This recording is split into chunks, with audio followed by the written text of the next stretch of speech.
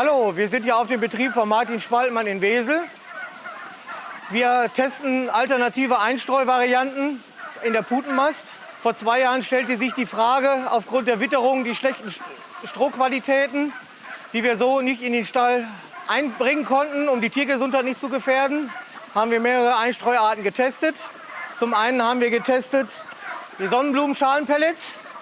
Zum anderen Teil haben wir einen Stall mit Strohpellets getestet. Ich hörte immer von Berufskollegen, Sonnenblumenschalenpellets, ja, die Tiere, die sind einfach gesünder, die sind sauberer, die haben 1 Kilo mehr Endgewicht. Da habe ich mir immer so überlegt, ja, erzählt wird ja viel, aber lass uns das mal ausprobieren. Wir haben uns ein bisschen informiert, ein bisschen ins kalte Wasser gesprungen, haben die LKW Sonnenblumenschalenpellets bestellt, haben sie eingebracht, 15 Kilo im Quadratmeter.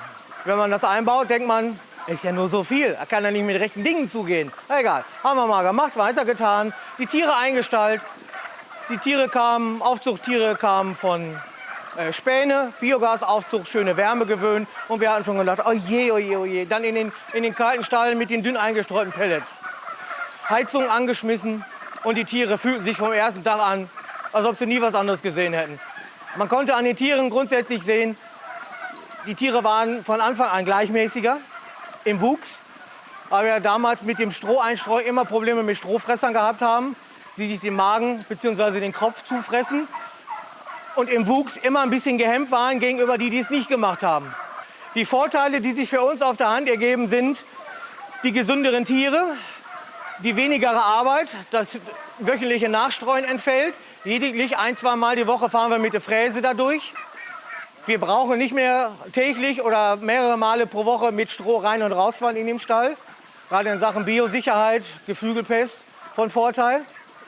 Wir brauchen nicht mehr Wert darauf legen, dass wir nur beste Strohqualitäten selber erzeugen können oder zukaufen. Mit Zukaufstroh ist das immer so eine Sache. So können wir autark arbeiten. Die Tiere, die fühlen sich super wohl, wo die Einstreu so dunkel ist und sagen wir mal, relativ viel Licht schluckt. Der nächste Vorteil ist die Mistverwertung. Den Strommist im Moment schwierig loszuwerden. Der muss für die Biogasanlage aufbereitet werden, der muss durch die Hammermühle gehen. Das kostet den Jungs Geld. Transport kostet Geld. Jetzt kriegen wir für den konzentrierten Sonnenblumenschalenmist zwischen 15 und 20 Euro pro Tonne.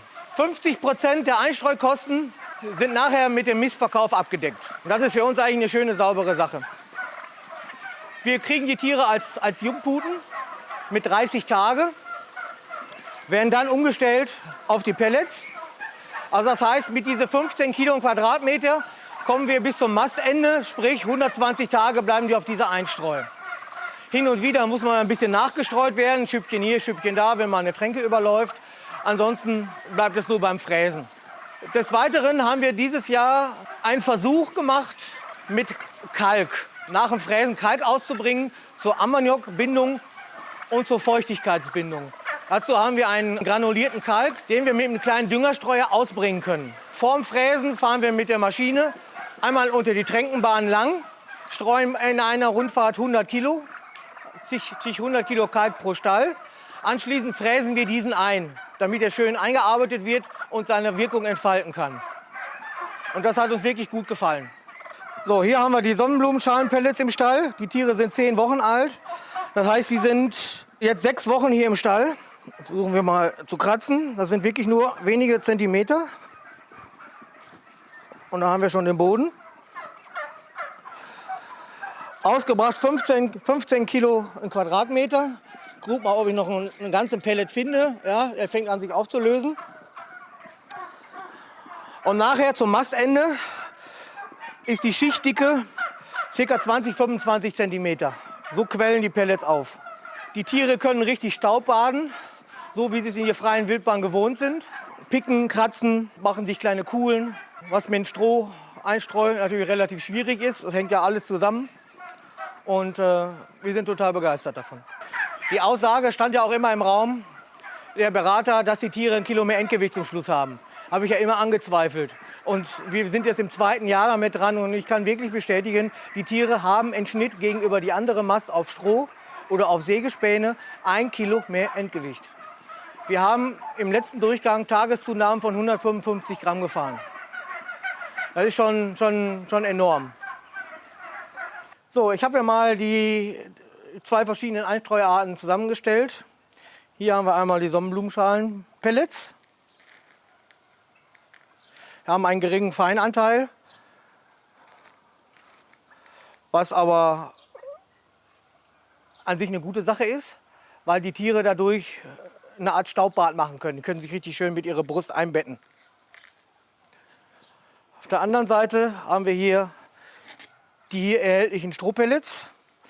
6 mm, allerbeste Strohqualität, gemahlen, entstaubt, pelletiert auf 6 mm und dabei druckerhitzt bzw. keimfrei, steril. Super Qualität. Dann haben wir hier unseren Granucal S der Kreidewerke Dammann in Heidelberg. Es ist ein granulierter, rein natürlicher Kreidekalk. Es ist Kreide. Es ist mit dem Düngerstreuer zu werfen. Und diesen verteilen wir dann vorm Fräsen meist im Stall, der dann eingearbeitet wird. Der Kalk nimmt Ammoniak auf, wenn er sich auflöst. Der nimmt Feuchtigkeit auf. Wenn ihr Interesse habt, könnt ihr euch gerne melden. Wir gehen Tipps und Tricks gerne zur Hand. Es ist wirklich preislich interessant. Das nächste Gimmick ist natürlich der Mistverkauf der Pellet-Mistarten. Ich bekomme das Doppelte oder das Dreifache für den Mist im Gegensatz zu dem Strommist von den Biogasanlagen.